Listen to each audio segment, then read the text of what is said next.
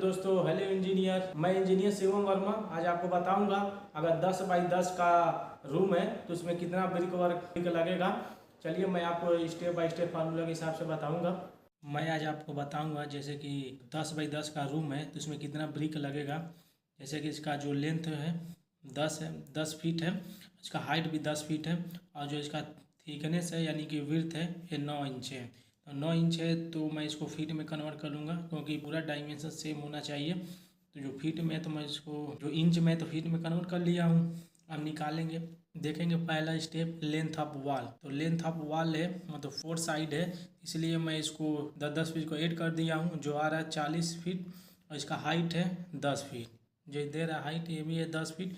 अब निकालेंगे area of wall, तो इसको हम हाइट इंटू लेंथ कर देंगे तो जो निकल जाएगा 400 स्क्वायर फीट। इतना हो गया 400 स्क्वायर फीट। इसमें डोर है अब विंडो, तो डोर विंडो को जो एरिया रहेगा माइनस कर देंगे। स्टेप 2 कैलकुलेशन करेंगे deduction of door and window. तो एरिया ऑफ डोर है जिसका लेंथ है, डोर का लेंथ है 4 फीट और हाइट है 7 फीट।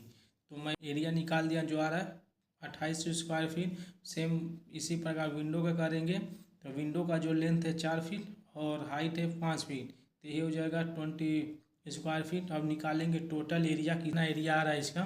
तो टोटल एरिया आ रहा है 400, इसमें डोर और विंडो माइनस कर देंगे जो आ रहा है 352 स्क्वायर फीट। अब निकालेंगे total area of brick work कितना, तो जो मेरा आया था 352 स्क्वायर फीट इंटू जिसका विड्थ था इसे मल्टीप्लाई कर देंगे जो आ जाएगा क्यूबिक फीट में, जो 264 क्यूबिक फीट आ रहा है। जैसे आपको पता होगा 1 क्यूबिक फीट में 14 ब्रिक लगते हैं, तो मैं 14 से मल्टीप्लाई कर दिया हूँ जो आ रहा है 3696 ब्रिक यानी। और आप 5 से 10% एक्स्ट्रा ले सकते हैं क्योंकि जो ट्रांसपोर्टेशन मटेरियल आते हैं कुछ टूट जाते हैं, कुछ कहीं कॉर्नर पे लगाने होते हैं तो तोड़ के लगाना पड़ता है, इसलिए 5 से 10% एक्स्ट्रा लेके चलते हैं। अगर आपको वीडियो पसंद आया तो लाइक करिए, फॉलो करिए, अपने दोस्तों के साथ भी शेयर करिए